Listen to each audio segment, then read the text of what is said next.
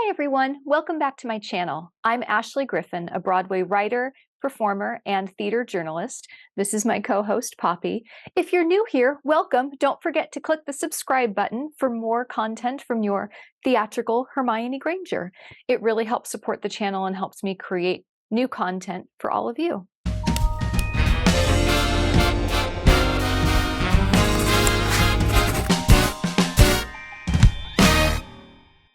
I want to talk about something that's kind of a challenging and difficult subject matter today.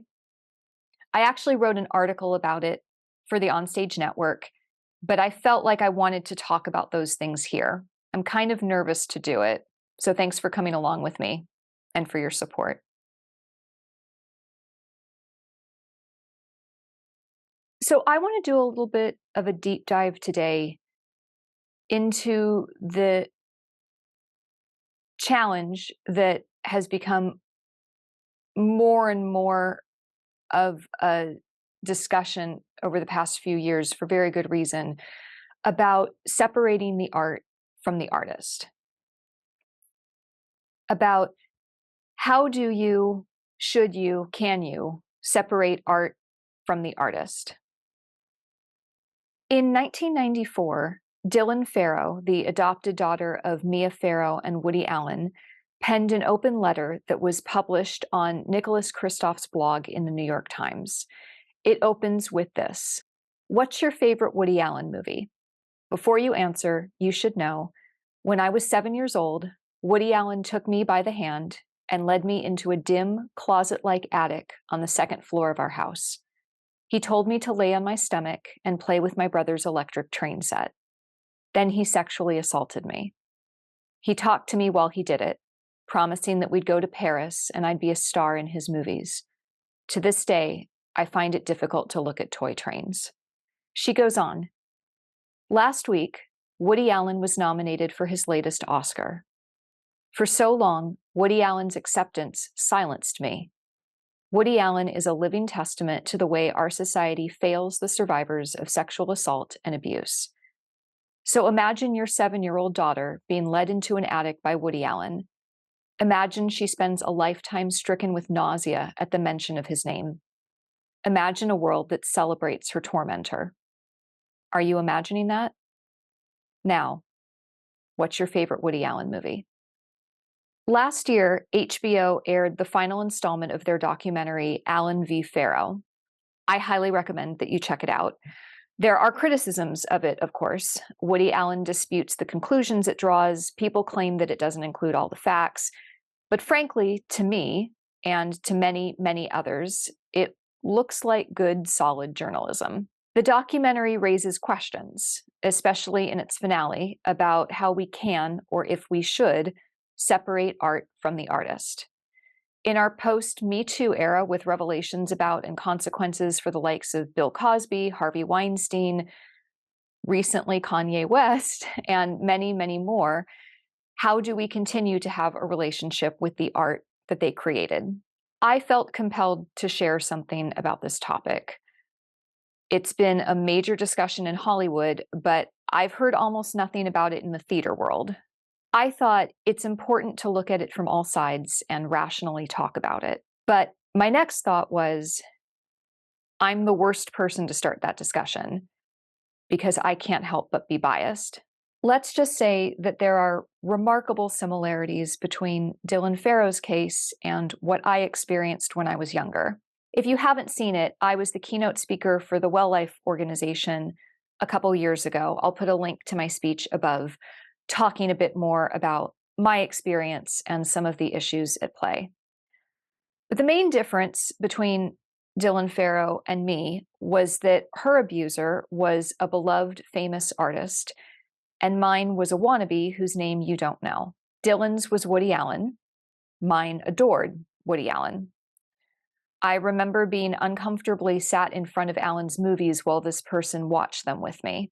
How they thought the relationships between a nerdy older man and, let's just say it, basically children, was perfectly fine and a source of joyful humor. In watching Allen v. Farrow, I started to wonder if this person hadn't deliberately taken a page out of Woody Allen's playbook when they decided how they were going to go about disputing the allegations I made against them. They were known to quote Allen. Why not model his actions too? I wrote a play based on my experiences. It's called Trial. It had a hit off-Broadway run at ATA directed by the incomparable Lori Petty. I won the Well Life Network Award and a county commendation for the show. At every performance and every developmental reading we did prior, almost every audience member came up to me and shared that they, a friend, or a family member had experienced something similar, but no one ever talked about it. That's one of the reasons Trial is so important to me. We need to talk about it.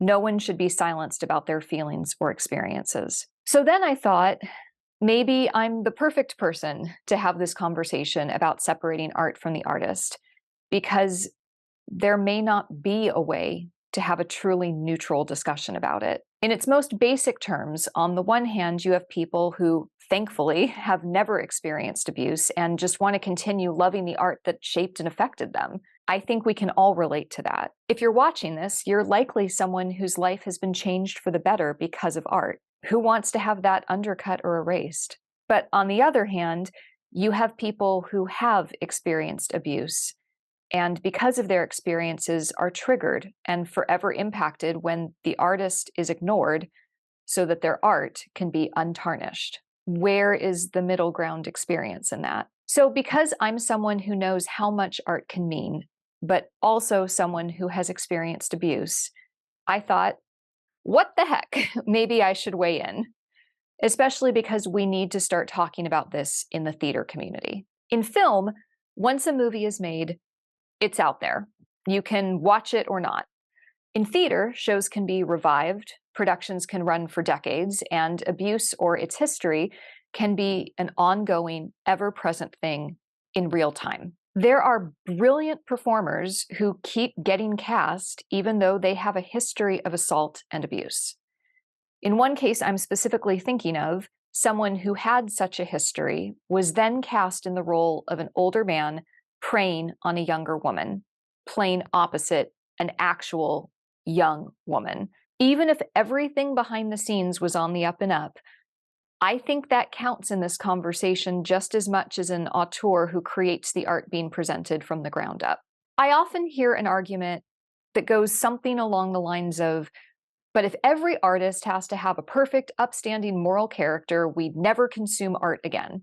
No one could live up to those standards. And to some degree, I agree. I think while the roots of cancel culture may have started as something positive and needed, I personally like to refer to it as accountability culture, it has certainly taken a deep dive into a very, very dark place. People of differing opinions don't have conversations anymore. They cancel. And canceling gets into some serious, heavy questions about censorship.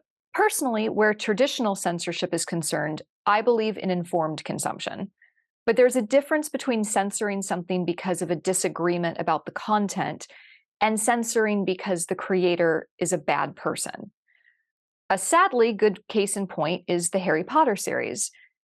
There is a difference between groups of people banning the Harry Potter books because they believe it promotes witchcraft to children, and boycotting the books because the author made very hurtful comments and statements about the trans community. One has to do with keeping ideas at bay. The other is about holding the artist accountable for their actions. Because at the end of the day, what I think this whole discussion boils down to is more than how do you separate art from the artist. Truthfully, that's up to you and how you feel. I love The Cosby Show, but I can't help feeling a little bit icky whenever I happen to see a clip of it. I just can't look at Bill Cosby without imagining what he was doing after they yelled cut, without worrying about the female actors on the show being in such close proximity to him. That's not a choice. It's not an intellectual discussion I have with myself. It's a gut response. I hate it, but it's not up for debate. Maybe one day that will start to fade and I'll be able to emotionally separate the two enough to enjoy watching the show again. But that's not something I have any control over. And frankly, I think those who are the most willing to do mental gymnastics to justify continued enjoyment by newly revealed problematic creators are doing so more because they don't like that uncomfortable, icky feeling, and they want to do everything they can to justify ignoring it, rather than because they really feel fine with the whole thing. No, I think the real discussion, the part where choice comes into play, has more to do with questions of actively supporting the artist.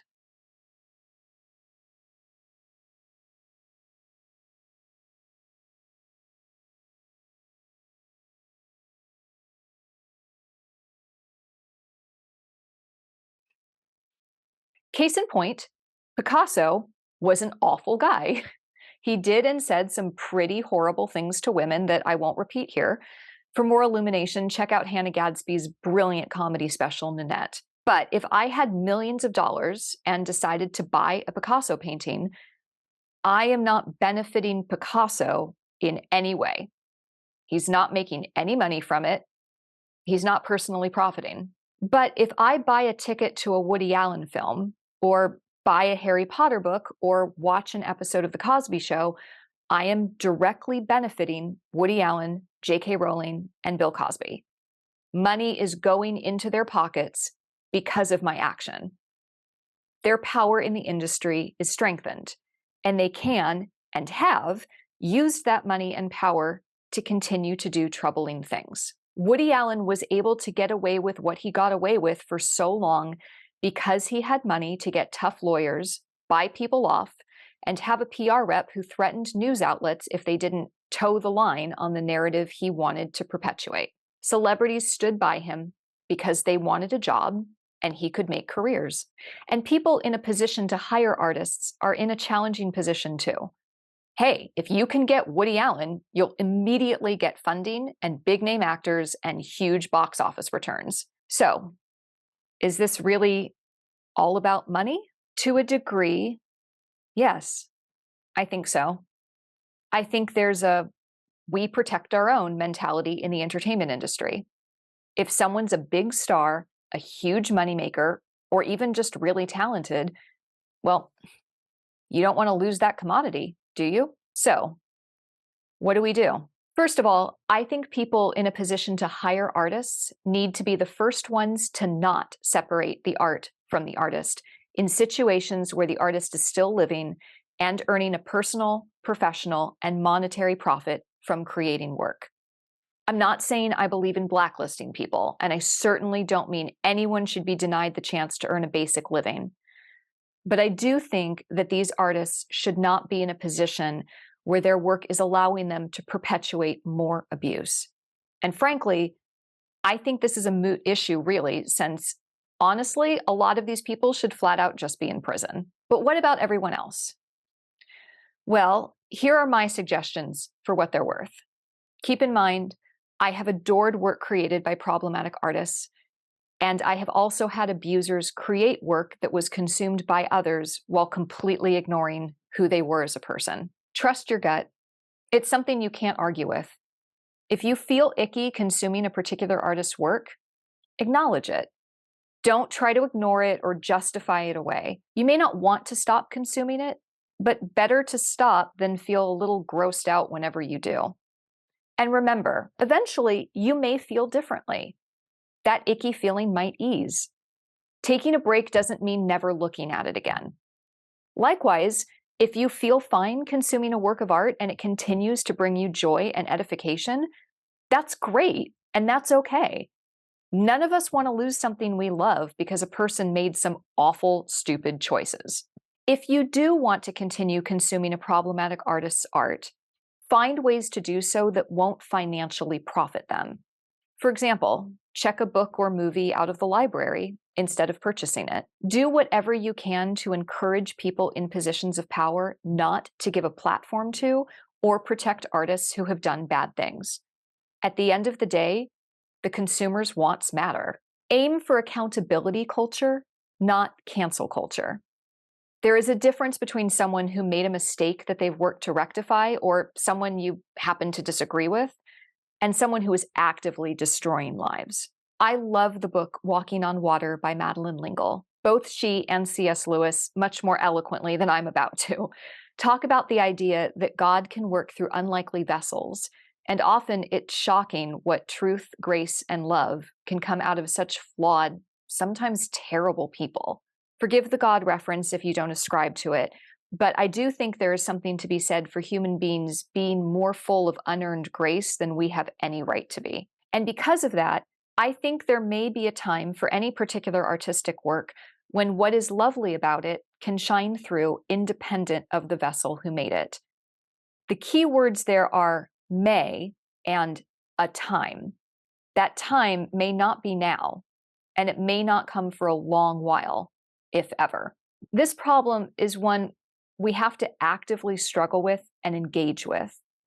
It does us no good to either keep defending the art and ignoring the artist so we don't lose something dear to us, or to cut off all art that might have the potential to do good because its creator was deeply flawed. And if what makes an artist flawed shows up graphically in their work, I'm thinking of how many times Alan cast himself opposite teenage romantic interests, maybe let that be a warning and let that be something not to overlook. And above all, as Neil Gaiman says, make good art. Can't read your favorite book anymore because you learned terrible things about the author? Make good art. Feel gross watching what used to be your favorite TV show? Make good art. Scared about how many criminals are getting support and a platform? That means it's your turn to make a platform for yourself and tell the truth and make good art.